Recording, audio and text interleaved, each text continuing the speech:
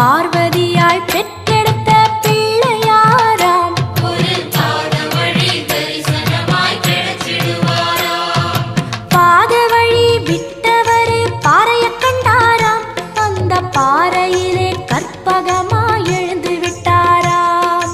பாத வழி விட்டவர் பாறைய கண்டாராம். அந்த பாறையிலே கற்பகமாய் எழுந்து விட்டாராம். கணபதியார் வந்தாரம்மா, நம்ம உறவாக நின்னாரம்மா.